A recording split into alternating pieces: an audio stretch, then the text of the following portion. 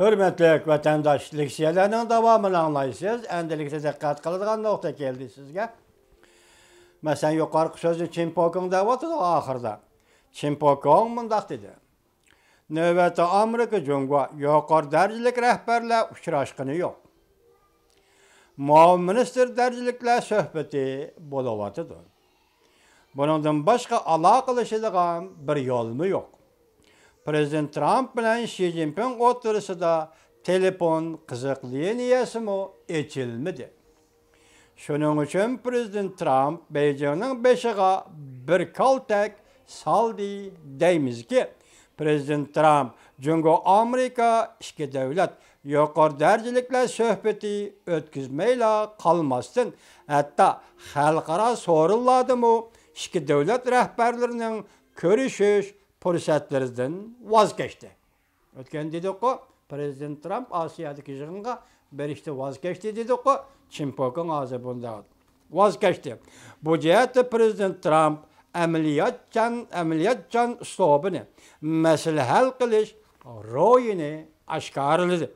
Yani bir taraftan Prezident Trump Cungo Kompartiyasının ham hiyallarını özüp taşladı. Xi Jinping'in Prezident Trump bilen görüşüp işini keynigi söyleş yelisi akmay kaldı. İşini keynigi söyleş yelisi akmay kaldı. Bu nokta ne? Prezident Trump tezla içip taşladı. Tonup yetti. 11. ayda Şarkı Canubu Asya Devletleri İttifakı'nın Asya Tinç Okean İqtisadi Hemkarlık yığınıga katlaşışını emelden kaldırıp Cungo'nun hamhiyallarını berbat kıldı Prezident Trump. Çinpokong sözüne devamlaştırdı. Amerika-Cungo münasebeti Prezident Reagan vakit peytleriyle kirip geldi. Dikkat Turan Efendi bu söz. Biz ötkende hata tercüme ettik bir söz, bir noktada mesela ne deptik? Prezident Trump soda peytleri deptik. Bu toluk tercüme bulmay kaptı. Eside Reagan, Prezident Reagan vakit peytleri. Endi bugünkü Prezident Trump soda ticaret vakit peytleri. Endikisi Prezident Trump soda ticaret vakit peytleri. Evvelkisi Prezident Reagan vakit peytleri. Çinpokong mundaq dedi. Prezident Trump Cungo'dan import kılıngan 200 milyar dollarlık tuar mallarga baj koyuşni yakında yol koydu. Diyen sözde Amerika-Cungo münasebetinin del Prezident Reagan vakit peytlerine kirip kelgenliginin belgisidir. Demek bu hukumga bir tabiri çıktı ottur da. Turan Efendi dikkat kılın. Ben müştağır sizler leksiya sözleymen degendim. Hem de sözlüğümü hemen boludu. Vakıp kaldı leksiyanıma. Bana tabiri çıktı. Karap durun ha. Çinpokong mundaq dedi.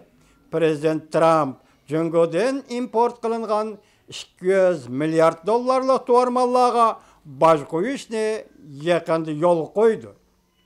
Diyen sözde Amerika-Cungo münasebetinin del Prezident Reagan vakit peytlerine kirip kelgenliginin belgisidir.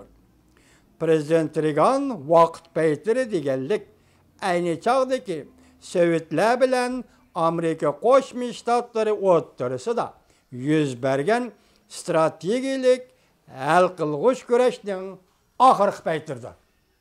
Tabirden kanaat asıl kıldınız mı Turan Efendi? Vatandaşlar kanaat asıl kıldınız mı? Görün ha? Prezident Reagan vakit peytleri bu hukumunun tabiri yani Prezident Reagan vakit peytleri degenlik aynı çağdaki Sovyetler bilen Amerika Koşmuş Ştatları oturысы da yüz bergen strategilik el kılgıç güreşinin ahırkı peytlerdir.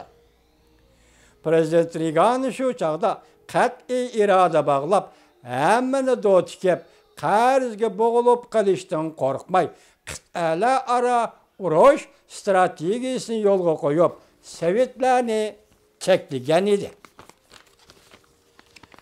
en ahire Sovetler gumran bol. Hazır Amerika Cungo münasebeti yeni prezident Reagan davrige kirip geldi. Yani yeniden hazırki davrda okşuvatı o. Yeni prezident Reagan davrige kirip geldi. Cungo'nun işbadlarından bunun yip uçunu körüp algılı bulundu. Cungo taraf deydi ki herkes yol koymayız. Dikkat mal sözge vatandaş. Herkes yol koymayız. Bu Xitayçada iki qatim deyilgan ekan, men iki qatim tarjima qildim.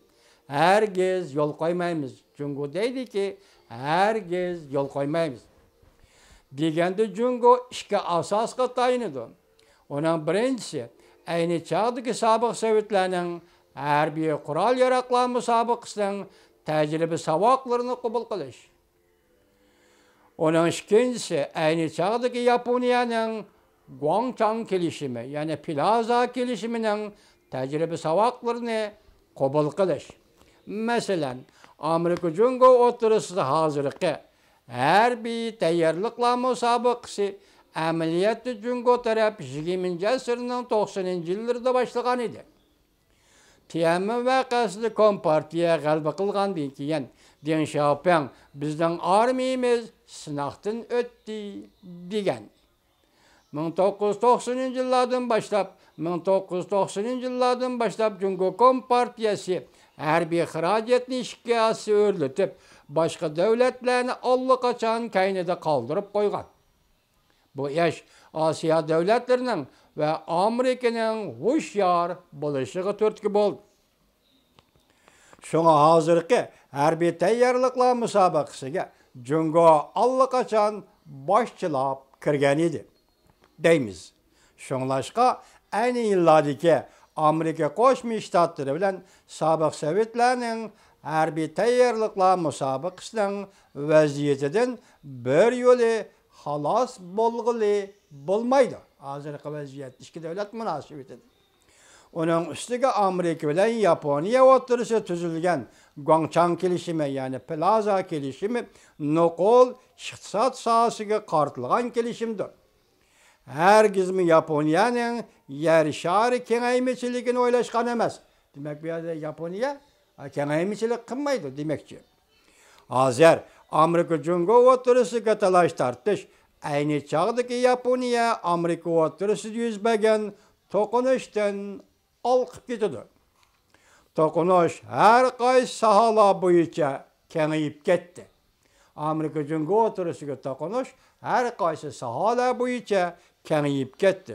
Shunga deymizki, deydiki Chimpokong Cungo hozir xatarlik qiltaqidasida. Ayni chog'dagi Amerika bilan Sovetlar, Amerika bilan Yaponiya tushgan qiltaqdimi texmi cho'nqur deyishga bo'ladi. Cungo ana shunday qiltaqidashildi.